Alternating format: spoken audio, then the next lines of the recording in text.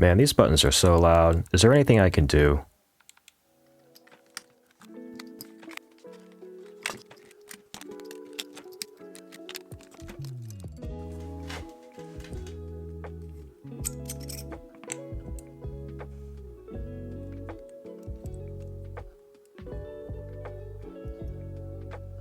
Wait, there has to be a better way.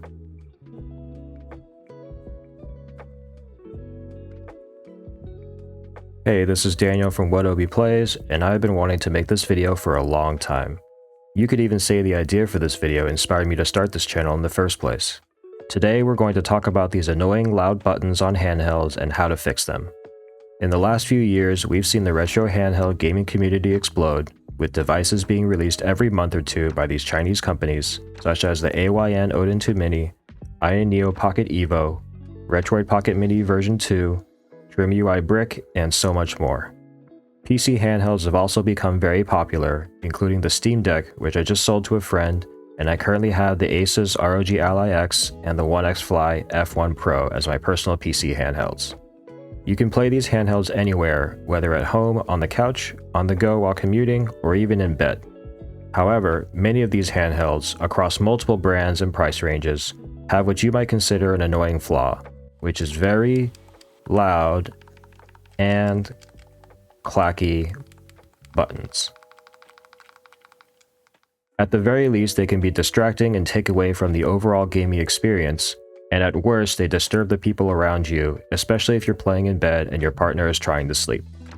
We'll be taking a close look at all the devices on the table, and I'm going to show you how to apply a few different types of mods to each one of these, and then you can take that knowledge and apply it to any handheld, even console controllers. Let's get started. So we know these buttons are loud, but why are they loud? Buttons can make click, thunk, and clack sounds when you press and release them. The main reason why buttons are loud when you press them is due to the type of switch it's using. Conductive membrane switches are built into the printed circuit board, or PCB, as exposed electrical contacts. The membrane has a conductive rubber pad on the underside made out of a mix of carbon particles and silicone rubber, and when it makes contact with the contacts on the PCB, completes the circuit. The rubber membrane is molded to have what's called a force cone, which compresses as the button is pressed and eventually collapses, providing that tactile feel and also making a thunk sound. Membrane switches feel mushy and are said to be more retro feeling.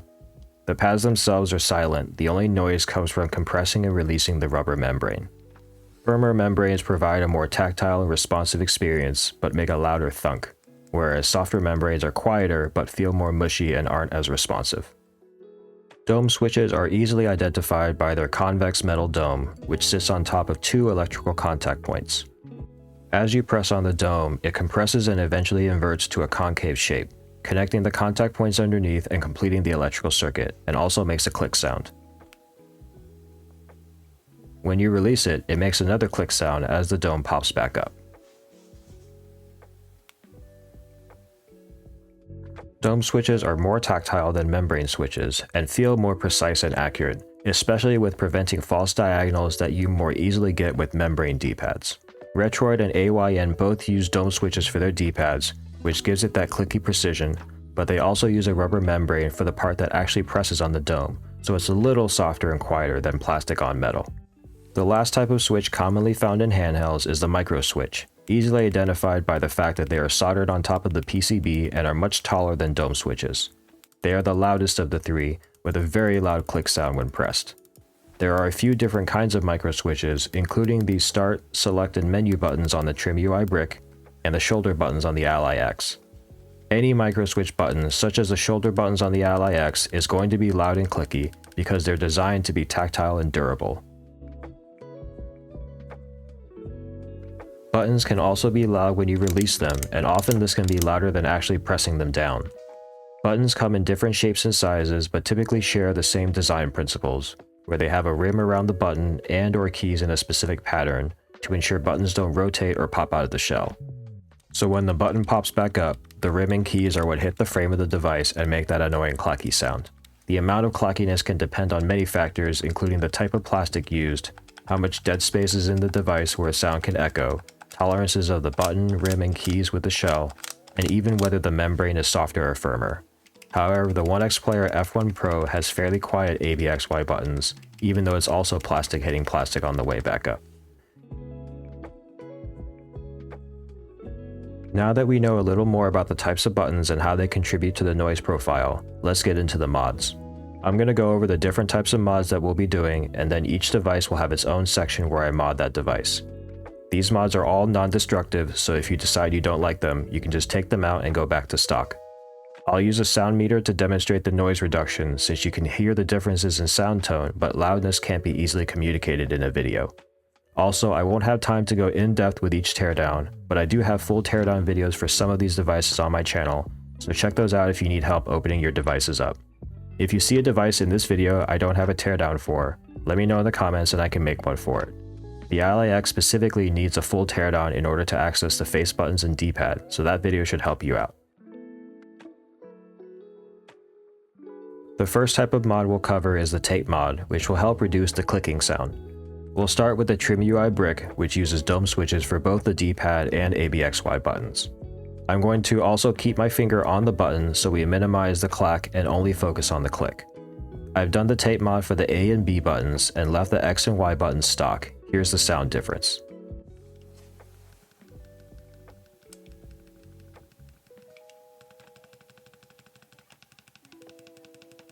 You can see a pretty substantial decibel reduction with the taped buttons, and also the tone of the sound is softer as well. It really is pretty impressive.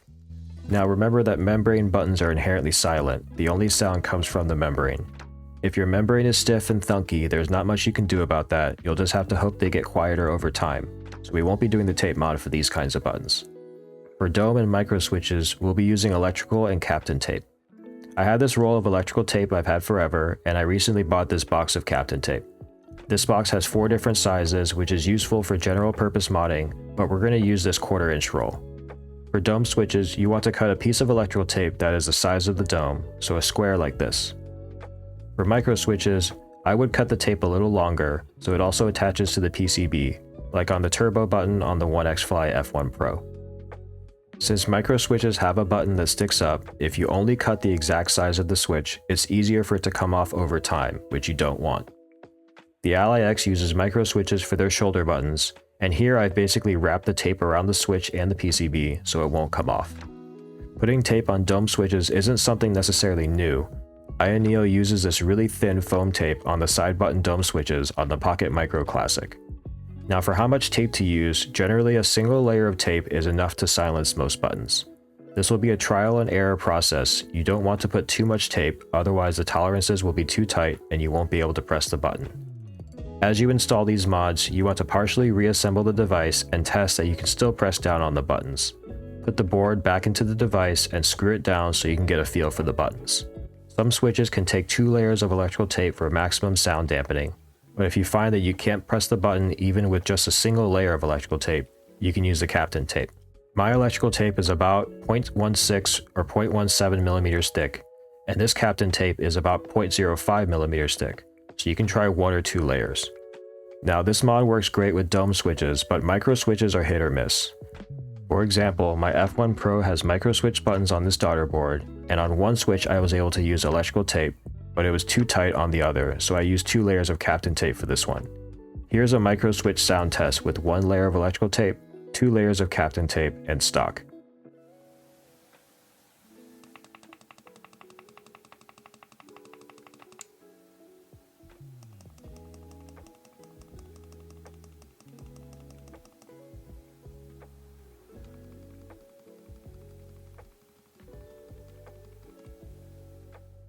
Since the clicking mechanism is internal, taping the outside will only partially dampen the sound, but it still cuts the noise by a little bit and changes the tone of the sound, so it's still an improvement. If you need tape, I've linked this Captain tape and the cheapest electrical tape I can find on Amazon in the description box below, but I would check your local hardware store first. That will be the absolute cheapest. So now that we know how to fix the click, let's talk about the clack. The current recommended mod you've probably seen for making buttons quieter on devices like the Retroid Pocket Mini or the new Classic is to break the button off the captive membrane and shave the membrane down by about 1 millimeter. Since the overall height of the button and membrane will be shorter, when the membrane pops the button back up, it won't hit the frame as hard, reducing that noise.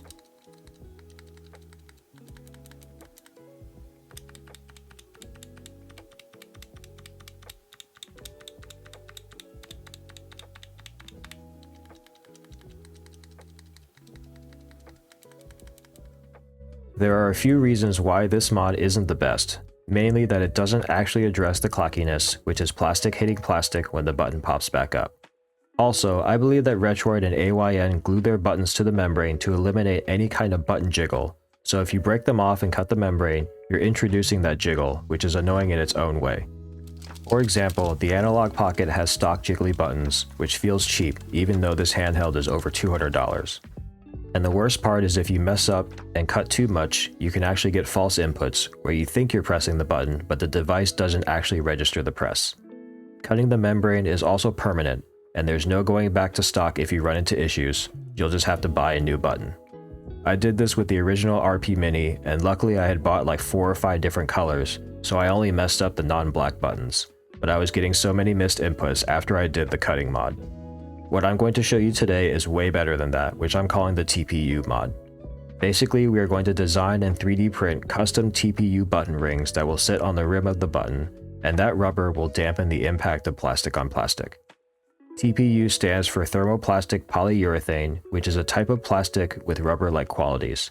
It's very flexible, and since it acts like rubber, it will act as a perfect impact dampener for when the button pops back up and hits the frame. The effects are pretty dramatic. Here's an example with the Retroid Pocket Mini version 2. Like with the TrimUI Brick, I've applied the mod to the A and B buttons and left the X and Y buttons stock. These are rubber membrane buttons, so the only noise will be the thunk of the membrane on the press down and the clack when the button pops back up and hits the shell. Take a listen and pay attention to the noise meter.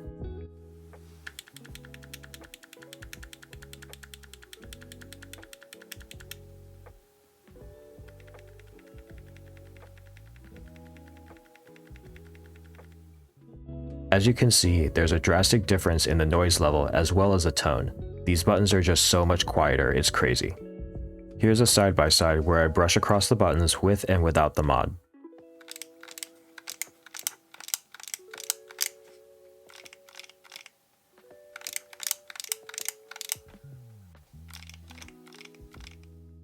As we saw with the RP Mini, the sound level when pressing buttons went down from about 50 decibels to about 43 decibels after we added these TPU rings. Now a 7 decibel reduction may or may not sound like a lot to you, but that is actually a very substantial decrease in perceived loudness, and I'm going to explain why. I'll try to keep the sound theory to a minimum, both because I don't want to bore you and also because I'm not an expert on this. You might think a 7 decibel reduction from 50 decibels to 43 decibels would be a 14% reduction, but decibels are actually a logarithmic scale, not linear. So using the formula for calculating the reduction would look like this, and the 0.2 result means that 20% of the sound energy remains, which equals an 80% reduction of sound energy. That sounds crazy, right? But that's also technically not right, because that's not how the human ears and brain interpret that sound. There is a unit of sound measurement called the zone, which specifies what is called perceived loudness. One zone is defined as the loudness of a 1 kHz mid-frequency tone at 40 decibels. Zones convert decibels, which are a logarithmic scale, to a linear scale, so 2 zones is twice as loud as 1 zone. It doubles for every 10 decibel increase and halves for every 10 decibel decrease. So to the human ear, 50 decibels is 2 zones, and 43 decibels is about 1.23 zones. When we calculate the ratio of the two, 43 decibels is about 61% as loud as 50 decibels, meaning our TPU mod reduced the sound of the RP Mini's ABXY buttons by about 39%. That's a huge win, and as you'll see in the sections for each device, the decreases are substantial across the board. Now that we know how awesome the TPU mod is, let me show you how to do it.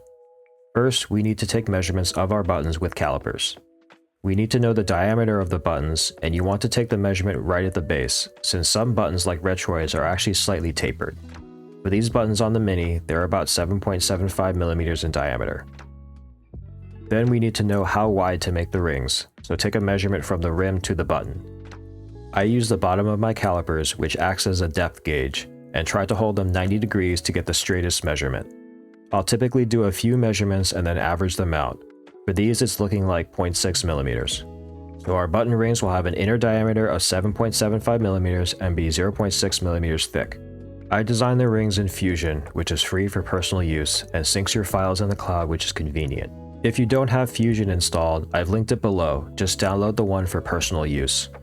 We don't need to become experts in 3D modeling, so I'll just show you what you need to know. What I do is create a new document and open up the parameters window by clicking this FX button here. I'm going to add two parameters, one for the ring inner diameter that I set to 7.75 and one for the ring thickness, which is 0.6. Close that window and then click this button to create a new sketch, and it's going to have you select a 2D plane for your sketch.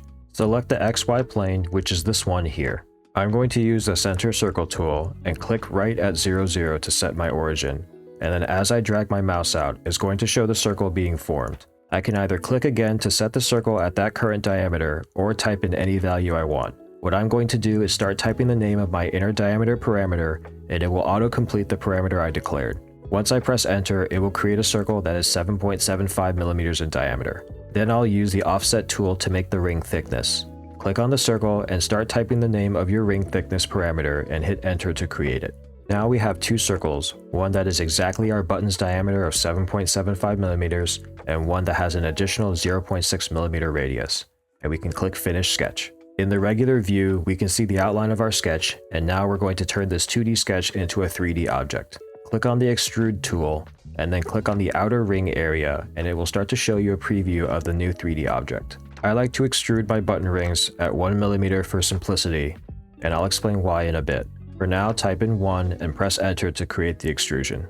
Now to get this over to our 3D slicer, click on the Utilities tab, then on Make, and then click on the ring to select it. We're going to save a 3MF file which we will open in our slicer, or you can also export as an STL. Now you might look at this and think, Daniel, this is a lot of work to just make some 3D models. I don't have the time or patience to do that. I totally get that, which is why I also created this GitHub repository that has the measurements for all the handhelds I currently own, as well as pre-made 3D files that are ready for printing. It's all free, and you can either take these and print them yourselves, or use an online print service to make these for you.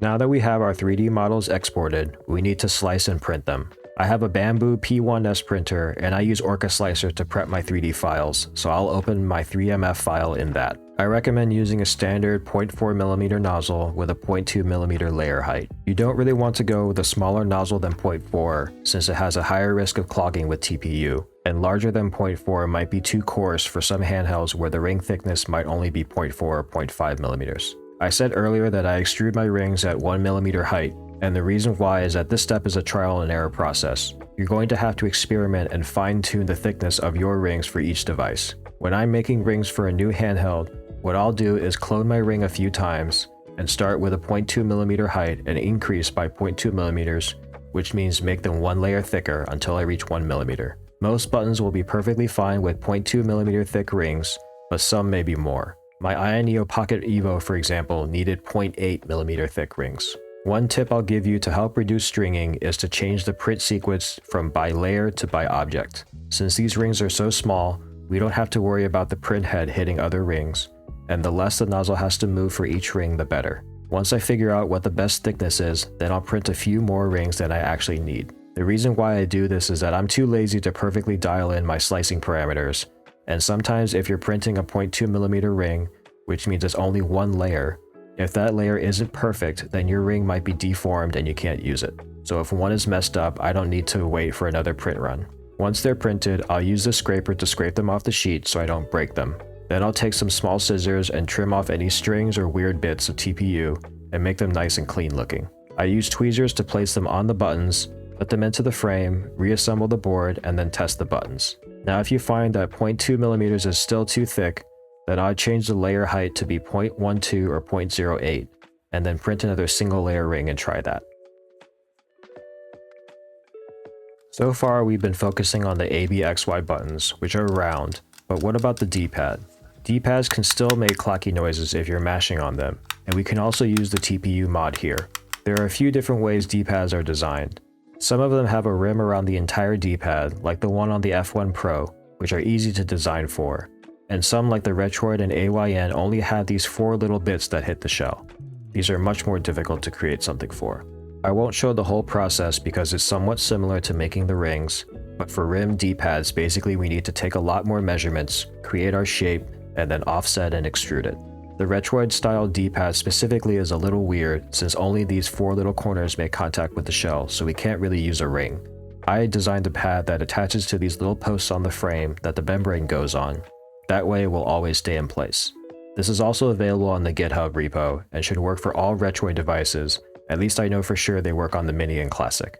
I also designed a similar one for the Odin 2 Mini, which will also probably work on the Odin 2 and Odin 2 Portal, although I'm not sure of the button sizes on those since I don't own those devices. Now we're going to talk about how I modded each device, along with some before and after sound and decibel level comparisons. Stay tuned to the end of the video, I'll have some tips to help you get the most out of these mods.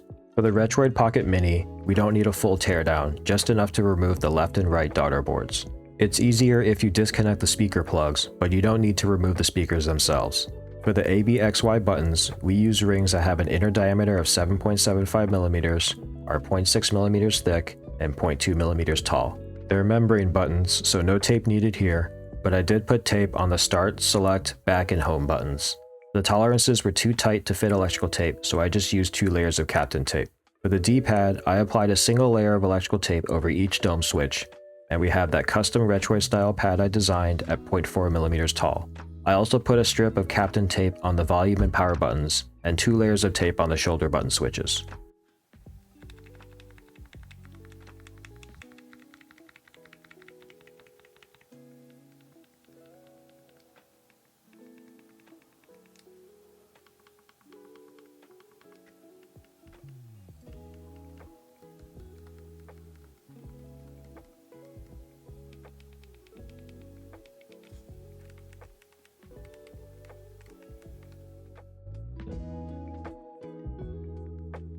For the Retroid Pocket Classic, we need to remove the battery, which I recommend using the iPlastics tool I've shown in a few of my teardown videos.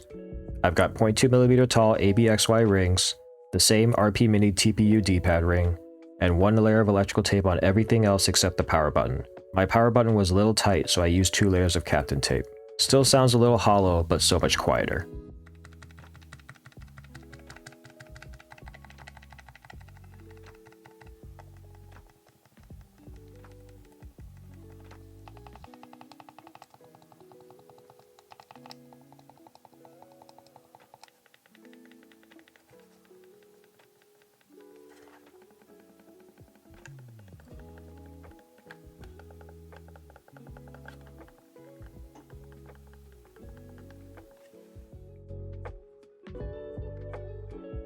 We've seen how effective the TPU mod is for rimmed buttons, and we learned how to make our own for any device. But what if our buttons don't have rims, like the ASUS ROG Ally X? These ABXY buttons do have keys, but they are basically straight barrels and only the keys hit the frame, so we can't design a ring for these either. What we can do is use electrical tape and add really skinny strips in each of the key slots. The main thing to do is make sure the tape goes on the flat surface that the key hits, since that is what creates the noise. I'll cut a thin strip that's a little longer than the key slot so I can fold it over and attach it to the frame, making it less likely to come off over time. It won't be as good as the TPU mod, but it's still going to make it so much better. For the D-pad, we can do our custom TPU ring at 0.4 or 0.6mm depending on your preference.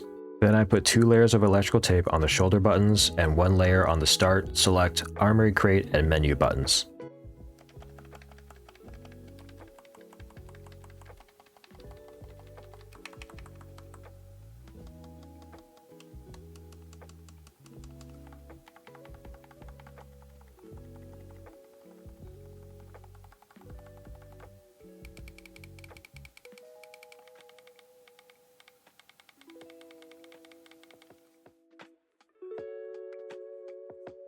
For the AYN Odin 2 Mini, we're looking at 0.2mm button rings, a custom ring similar to the Retroid one at 0.4mm, 1 layer of electrical tape on the D-pad and shoulder buttons, and everything else gets 1 layer of Captain tape.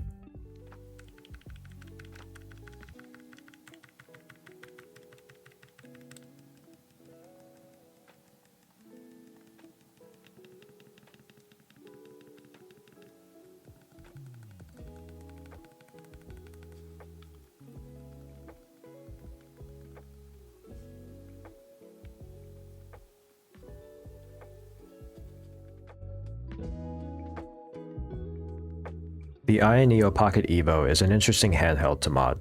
The ABXY buttons can use a very thick 0.8mm ring and still retain a lot of travel, and I made a custom D-pad ring at 0.2mm.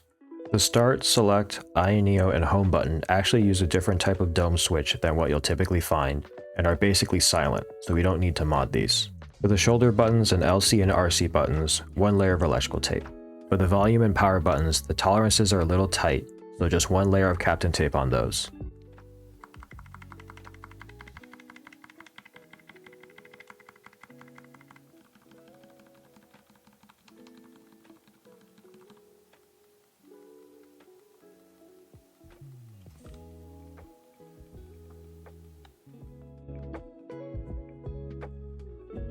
The AYANEO Pocket Micro Classic is a fairly quiet device already, but we can still make improvements. We've got 0.2mm on the ABXY button and D-pad rings, and one layer of electrical tape on all the dome switches. For the shoulder and side buttons, I've actually made custom rectangular rings at 0.2mm. These will also be on the GitHub.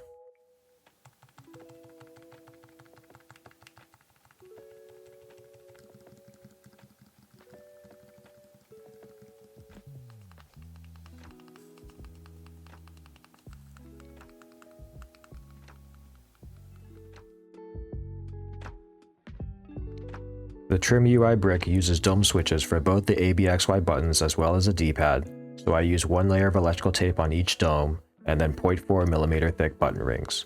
The D-pad didn't need a TPU ring, it's already quiet with just the tape. Then one layer of electrical tape on the other micro switches. I did put one layer of Kapton tape on the shoulder buttons, but depending on your device's tolerances, you might not be able to fit that. The Brick is known for not having the best shoulder buttons, and mine are definitely not easy to press.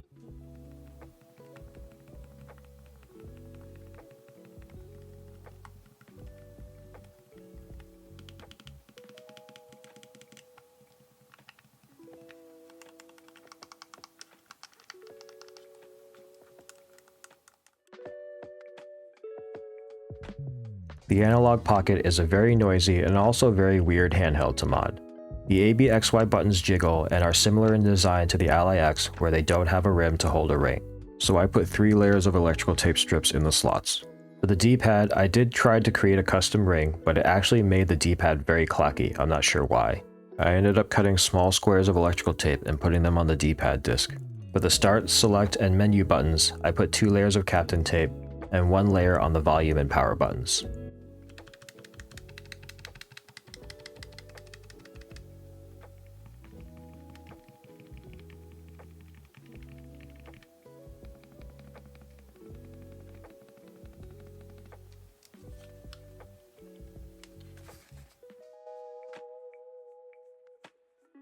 The OneXPlayer F1 Pro is fairly quiet in its stock configuration. The ABXY buttons and D-pad don't have much clack at all, but I still added 0.2mm thick rings to quiet them even more. For the shoulder buttons, I was only able to fit 1 layer of Kapton tape. I also had differing tolerances for the other face buttons. I used 1 layer of electrical tape on the top Start and Select buttons, but the bottom, Home, Menu, and Turbo buttons needed 2 layers of Kapton tape.